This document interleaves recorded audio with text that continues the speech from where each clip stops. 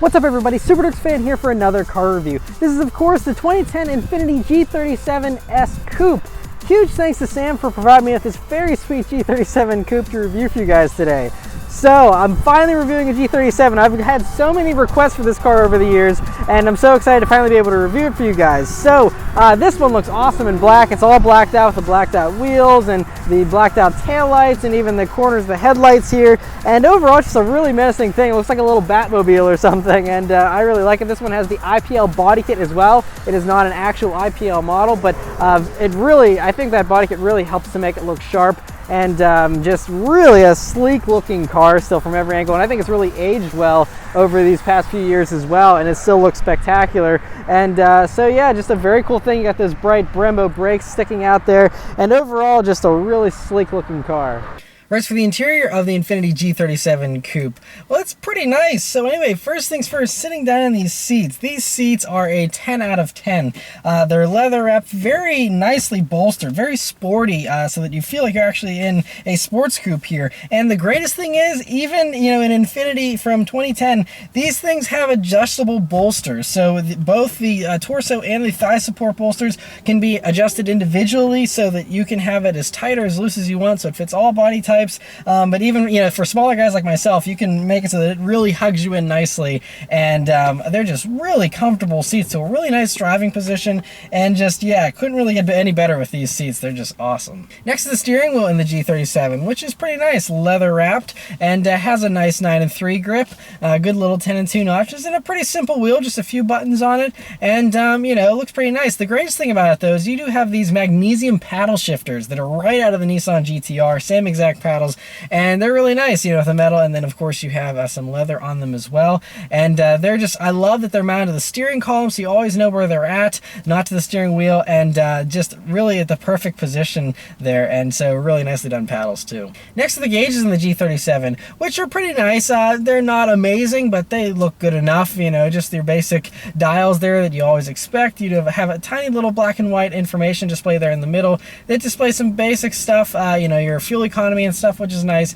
but obviously this is a car once again from 2010, so you can't expect much more than that, and so overall pretty good gauges. Coming over to the center of the dashboard here, it's pretty nicely laid out. So you have the screen up top here that also has navigation built into it, and you have this nice little rotary knob that actually feels super high quality and expensive, and then you have your basic buttons to control it. Now, to input destinations, this is still pretty dated, as far as navigations go. These get outdated pretty quickly, not the greatest obviously, but it gets the job done, and it also displays your radio info. But thankfully you still do have a volume and tune knob for the radio, so it's a breeze switching through radio stations and things like that. And this also has a USB jack in it, so you do have USB functionality here as well, which is something that's pretty impressive. Again, for a car from 2010, there's some manufacturers that are just adding USB ports now recently, so nice to have that. And so yeah, pretty good infotainment system. And then coming down to the climate controls, you first have this nice analog clock that adorns the volume and tune knobs there in the middle, and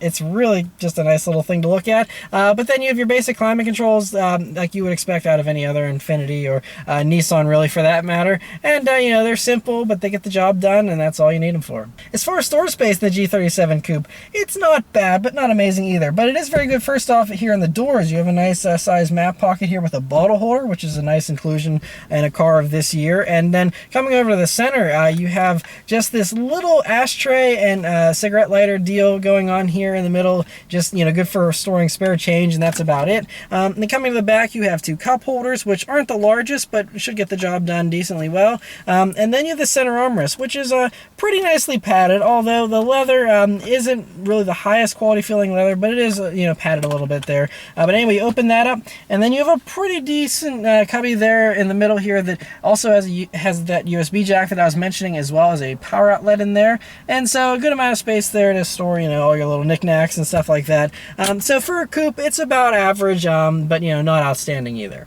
Backseat space in the G37 is actually better than I was expecting. So I'm 5'9", me sitting back there with the seat in the normal driver's position. I actually still have about an inch or two of legroom there to spare, so it's not totally cramped back there. The only thing that is kind of cramped is the headroom. Again, being 5'9", my head is actually resting right up against the glass there. It's not tight, but it's lightly resting up against that. So anyone over 5'9", you're gonna have to slump a little bit, or you know, arch your back a little if you want to be able to fit in the back seat of this. So again, I wouldn't recommend using it every day, but you know, certainly works in a pinch, or you know, every once in a while. I don't think people are gonna complain too much back there. Trunk space in the G37 is smaller than average. It's a fairly shallow trunk, and it also doesn't go very far back, and so compared to a lot of the competing vehicles out there, the muscle cars and other, you know, JDM stuff, it's definitely on the smaller side, but you know, certainly usable still. And those rear seats do fold down as well, so it does give you some additional versatility there. If you do really need a lot of storage space, you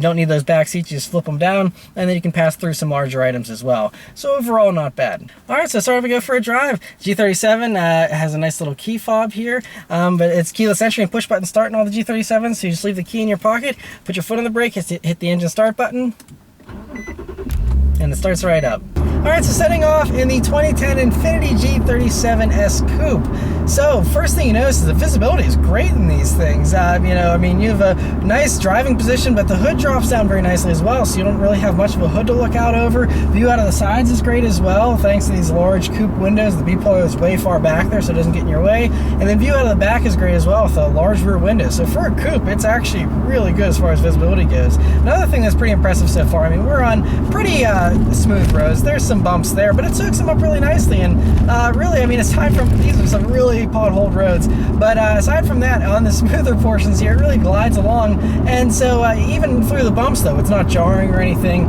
and so fits, you know, with the Infiniti name, being a little more luxurious, and certainly fits that category. All right, so put the transmission into sport mode. Let's turn down onto this back road here, see how it does. Here we go. Whoa, a little bit of wheel spin. All right.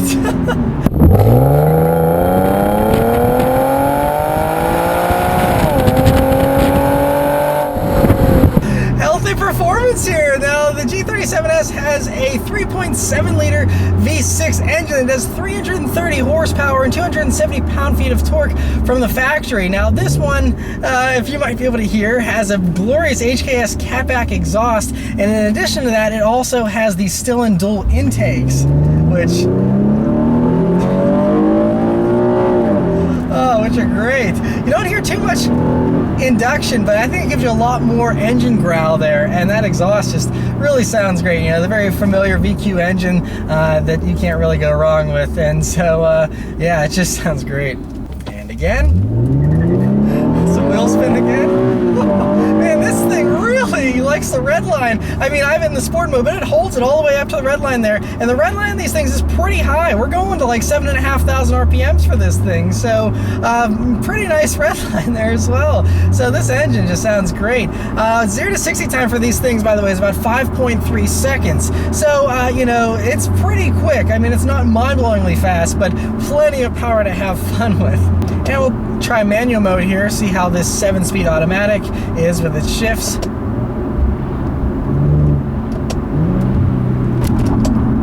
Okay, so it's strange.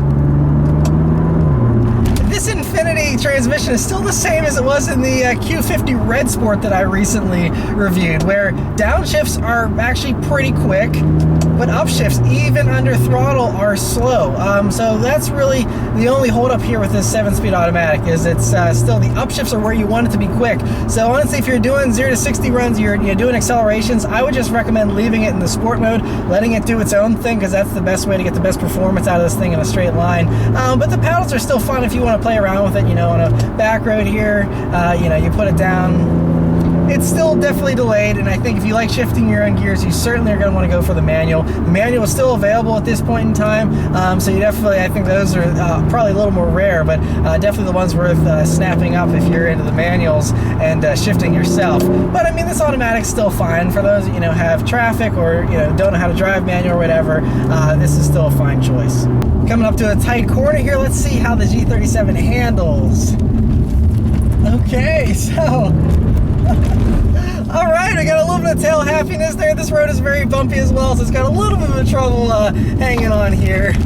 Very bumpy here. But it's got a little bit of that tail happiness, but it handles well still. And it's got good brakes as well. I may mention, you know, these Brembos on all four corners really do a good job of hauling you down to a stop. And so very beefy brakes. But yeah, I'm surprised just how tail happy this thing was around those few corners there. I mean, then again, you know, this is very similar to a Nissan 370Z in a lot of ways, and so those are very tail happy as well. So I guess I shouldn't be surprised. Although this is certainly, you know, larger and roomier than a 370Z, and a nice step up for someone that wants something a lot more refined and luxurious than a 370Z. And you also got the back seat you don't get in the 370. But but yeah, this thing is pretty good. Now, I mean, these country roads we're on here now are very bumpy and changing in elevation very quickly, and this thing really soaks it up well. It's just a lot of fun. A couple other things worth noting here about the G37. Throttle response is actually pretty good. There's a little bit of a delay. It's not razor sharp, but it is pretty good whenever you're having it here in the manual mode. Of course, if you go to automatic, then it feels a little slushy because the transmission's always trying to figure out what you're doing, and there's that little bit of a waiting period. But otherwise, you know, like I said, pretty good throttle response. Another thing that I actually really like about the G37 is the steering weight. It's very natural and analog feeling. You know, it's still a hydraulic rack, which is nice. You know, so many of the modern cars I test these days have electric power steering, and so this just feels really natural. But you can see as I'm, you know, kind of swerving it around here a little bit on this straight road, since there aren't too many corners around here.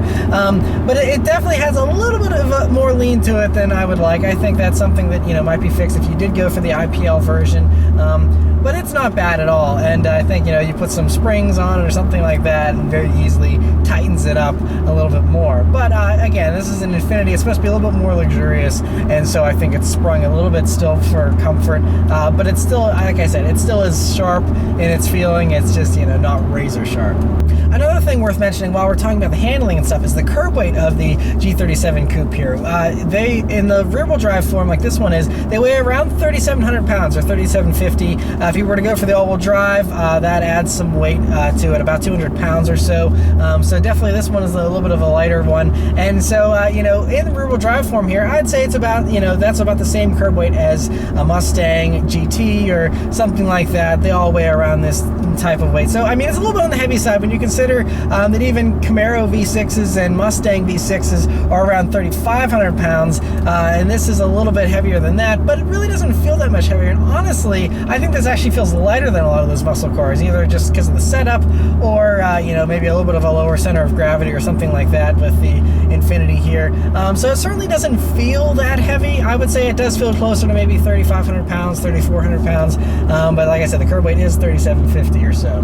But here's another couple corners. We can sample how that body roll is. Yeah, it does like to lean a little bit. And again, even in sport mode here, the transmission mid-corner is like trying to figure out what gear it's supposed to be in, which doesn't help with your balance and poise going into corners. But another corner here, and another G37. And so it does a pretty good job. Again, I mean, this isn't any kind of time attack vehicle, but it certainly handles well enough, and I would say it's actually better than a lot of the other competing stuff out there, muscle cars, things like that, but still actually feels similar to a 370Z. It's been a long time since I've driven one of those, but a couple of years ago when I did drive one, it had the same kind of thing, where it's a little bit more sloppy in its handling than you would like, but overall, I really am nitpicking here. It's just a really great all-around vehicle. As a daily driver, you know, it's comfortable, it's smooth, it's refined, it still is very much fun, and you know, it still has the chops, you know, with the rear-wheel drive, you know, to kick that back end out whenever you feel like it, and you know, have good handling as well. One more acceleration here. See, that traction control though keeps wanting to come on, but man, that engine screams up to that red line. It's great. Yeah, this is an awesome vehicle for sure, and the really awesome thing about these is the bargain you can get on these days. I mean, they depreciated really nicely, you know, for original owners not so nice, but for those picking one up on the used market, it really is a heck of a bargain. And you know, I certainly had my complaints with the refinement of the 370Zs. I wasn't really impressed with it. This is certainly a lot better, and so between the two, I think I would certainly go for the Infiniti. I think it actually looks cooler than the 370 as well, but again, that just comes down to personal preference. One final thing I will critique though is you might be able to hear, it's a very windy day, but there is a little more wind noise than you usually get in most other, you know, luxury coupes of this caliber. So the refinement I don't think is quite there. You know, some of the buttons and things like that don't feel as nice as, you know, a competing BMW or something like that. But again, I'm nitpicking here, and I think, I mean, this one has 114,000 miles on it, by the way, still running like a champ. You know, that might not be the same thing you could say for the German competitors at this point in time, at least not without costing a lot more money to maintain. So, you know, the Japanese reliability of these, in addition to, you know, the great looks and everything else, like I said, it's a very, very compelling case and a really great and affordable, fun sport coupe for those looking for something as an awesome daily driver. So anyway, huge thanks once again to Sam for providing me with this to review for you guys. Let me know your thoughts on the G37. Thank you guys very much for watching. I'll see you next time. Take care.